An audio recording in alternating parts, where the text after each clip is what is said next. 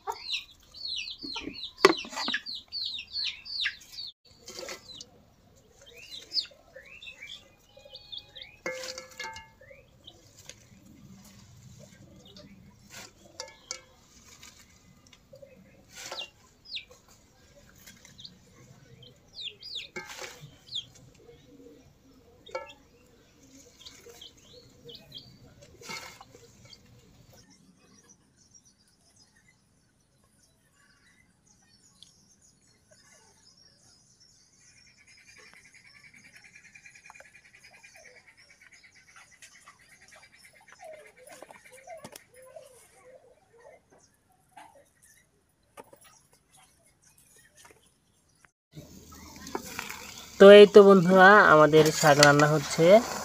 আর মৌ এদিকে যেখানে ভাত দিয়ে দিছে, আর এই ভাতের ভিতরে ডাল আছে। আপনারা হয়তো দেখছেন কীভাবে দিল, আর আমরা আরেকটু পরে দেখাবো ইনশাল্লাহ। আর এই যে মৌটা এখন শাকটা রান্না করছে।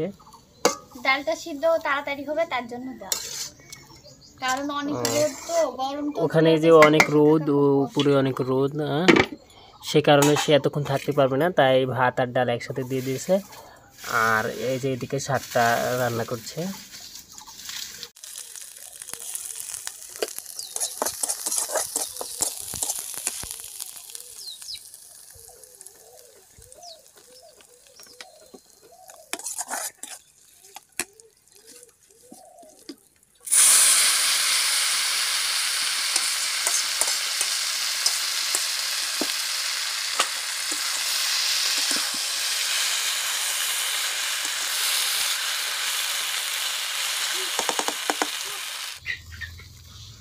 তো এই তো বন্ধুরা, মৌ হচ্ছে ওই ভাতের ভিতরে যে ডালটা দিছিল, এটা হচ্ছে সেই ডাল। এখন মানে ডালটা ওই ভাতের ভিতরে দিয়ে আর কি সিদ্ধ করে না, যে সিদ্ধ করে নিছে।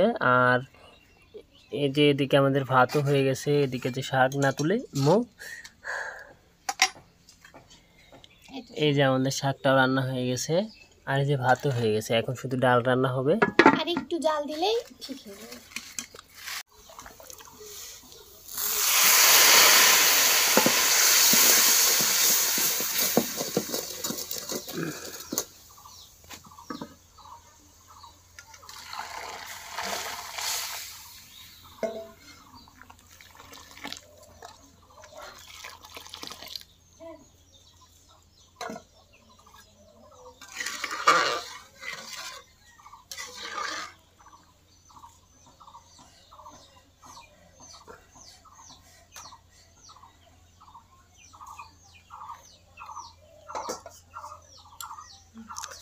তো বন্ধুরা, এই তো আমাদের ডালও রান্না শেষ আর শাকও রান্না শেষ। মৌ একদম রোদে শেষ, কারণ এখানে কোনো চাল নাই। আর পিছনে দেখতে পাচ্ছেন ছাতা, এই ছাতা ধরে এতক্ষণ রান্না করলো। তো আজকের মতো ব্লগটি এই পর্যন্তই। সবাই ভালো থাকবেন, সুস্থ থাকবেন। আল্লাহ হাফেজ সবাইকে। আল্লাহ হাফেজ। হাফেজ সবাইকে।